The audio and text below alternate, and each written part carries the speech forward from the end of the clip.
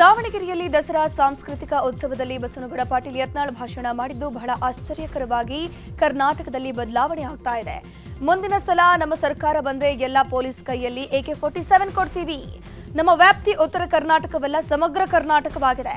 ನಮ್ಮ ಪರಿಚಯ ದಾವಣಗೆರೆಗೆ ಮಾತ್ರ ಇತ್ತು. ಇದೀಗ ಮದ್ದೂರಿನಲ್ಲಿಯೂ ಕೂಡ ಕೇಸರಿ ಅಲೆ ಪ್ರಾರಂಭವಾಗಿದೆ. ಎಲ್ಲಿ ಕೇಸರಿ ಶಾಲು ಹಾಕ್ತಿರ್ಲಿಲ್ಲ, ಅಲ್ಲಿ 20,000 ಜನ ಸ್ವಯಂ ಪ್ರೇರಣೆಯಿಂದ ಬಂದಿದ್ದಾರೆ. ಕರ್ನಾಟಕದಲ್ಲಿ ಬದಲಾವಣೆ ಬೇಕಾಗಿದೆ ಅಂತ ಹೇಳಿದ್ದಾರೆ. ಕುರುಬ ಸಮುದಾಯದ ಎಸ್ಟಿ ಮೀಸಲಾತಿ ಬಗ್ಗೆ ಮಾತನಾಡಿದ ಛಲವಾದಿ ನಾರಾಯಣಸ್ವಾಮಿಗೆ ಜನಪ್ರತಿನಿಧಿಗಳ ಸೆಷನ್ಸ್ ಕೋರ್ಟ್ ಜಾಮೀನು ಮಂಜೂರು ಮಾಡಿದೆ. ವಿಧಾನಸೌಧ ಠಾಣೆಯಲ್ಲಿ ಛಲವಾದಿ ನಾರಾಯಣಸ್ವಾಮಿ ವಿರುದ್ಧ ಕುರುಬ ಸಮುದಾಯದ ಸಿದ್ದಣ್ಣ ತೇಜಿ ದೂರನ್ನು ದಾಖಲಿಸಿದ್ರು. ಜಾಮೀನು ಕೋರಿ ಛಲವಾದಿ ನಾರಾಯಣಸ್ವಾಮಿ ಕೋರ್ಟ್ ಮೊರೆ ಹೋಗಿದ್ರು. ಜನಪ್ರತಿನಿಧಿಗಳ ಸ್ಪೆಷಲ್ ಕೋರ್ಟ್ ಷರತ್ತುಬದ್ಧ ಜಾಮೀನು ಮಂಜೂರು ಮಾಡಿದೆ. ಸಾಕ್ಷಿ ನಾಶವನ್ನ ಮಾಡಬಾರದು, ತನಿಖೆಗೆ ಸಹಕಾರ ನೀಡಬೇಕು ಅಂತ ಕೋರ್ಟ್ ತಿಳಿಸಿದೆ. ಬೆಂಗಳೂರಿನಲ್ಲಿ ಅಮಾನುಷ ಘಟನೆಯೊಂದು ನಡೆದಿದೆ. ಮಹಿಳೆ ಅಂಗಡಿಯಲ್ಲಿ ಸೀರೆ ಕದ್ದಿದ್ಲು ಅನ್ನೋ ಆರೋಪದಲ್ಲಿ ಹೆಗ್ಗಾಮುಗ್ಗಾ ಮಹಿಳೆಗೆ ಬಾರಿಸಲಾಗಿದೆ. ಅವೆನ್ಯೂ ರಸ್ತೆಯ ಬಟ್ಟೆ ಅಂಗಡಿ ಮಾಲೀಕ ಬೂಟ್ ಕಾರ್ನಲ್ಲಿ ಒದ್ದು ಕ್ರೌರ್ಯ ಮೆರೆದಿದ್ದಾನೆ. ಅಂಗಡಿ ಮಾಲೀಕ ಹಾಗೂ ಸಿಬ್ಬಂದಿ ಮಹಿಳೆಗೆ ಥಳಿಸಿದ್ದು ವಿಡಿಯೋ ನೋಡಿ ಮಹಿಳೆಯ ಪರ ಕನ್ನಡಪರ ಹೋರಾಟಗಾರರು ನಿಂತಿದ್ದಾರೆ. ಬಟ್ಟೆ ಅಂಗಡಿ ಮಾಲೀಕನ ವಿರುದ್ಧ ಈ ಕೂಡಲೇ ಕ್ರಮ ಜರುಗಿಸೋಕೆ ಪಟ್ಟು ಹಿಡಿದಿದ್ದಾರೆ. ಈ ಸಂಬಂಧ ಸಿಟಿ ಮಾರ್ಕೆಟ್ ಪೊಲೀಸ್ ಠಾಣೆಗೆ ದೂರು ಕೂಡ ದಾಖಲಾಗಿದೆ.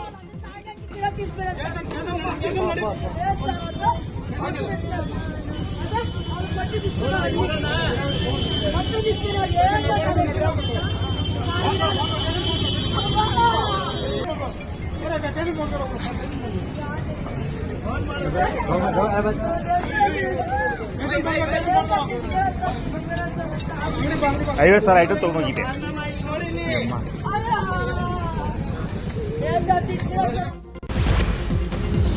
ತುಮಕೂರಿಗೆ ಕಾಡಿಯ ಗ್ಯಾಂಗ್ ಕಾಲಿಟ್ಟಿದೆ.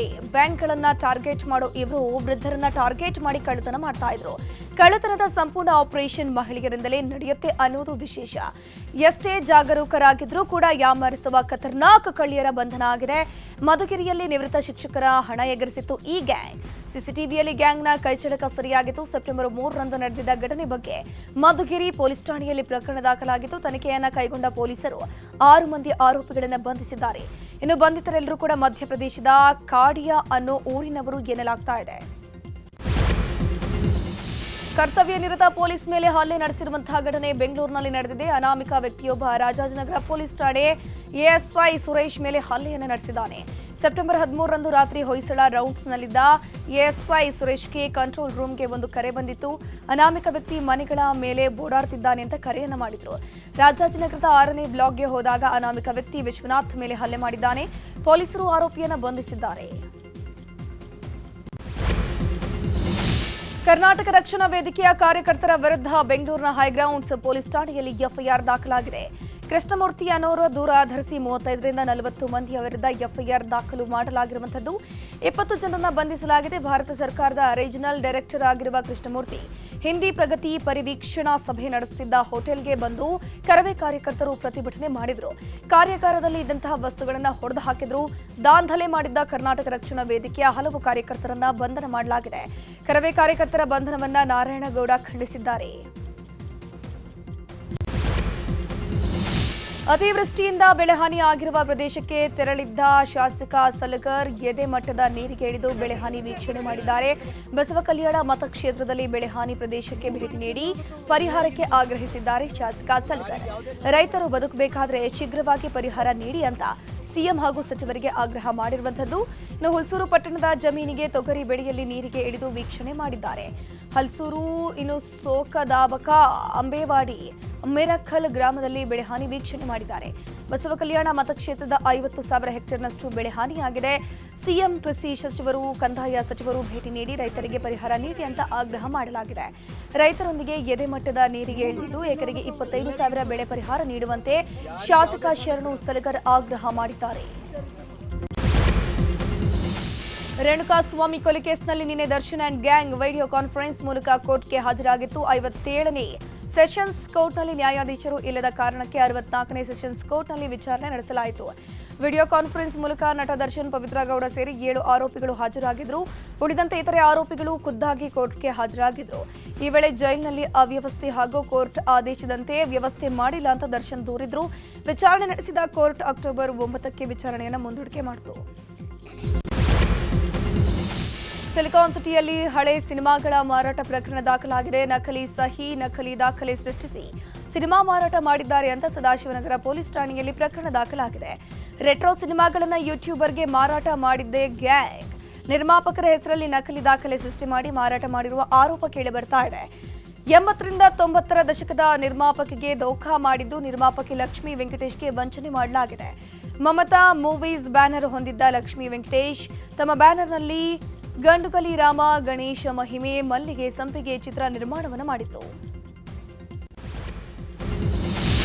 ಧಾರವಾಡ ಜಿಲ್ಲೆಯ ಕಲಘಟಕಿ ತಾಲೂಕಿನ ಮಿಶ್ರಿಕೋಟಿ ಜನ ರುದ್ರಭೂಮಿ ಇಲ್ಲದೆ ಕಂಗಾಲಾಗಿ ಹೋಗಿದ್ದಾರೆ. ಹಲವಾರು ವರ್ಷಗಳ ಕಾಲ ಇದ್ದಂತಹ ರುದ್ರಭೂಮಿ ಅನ್ಯರ ಪಾಲಾಗಿ ಹೋಗಿದೆ.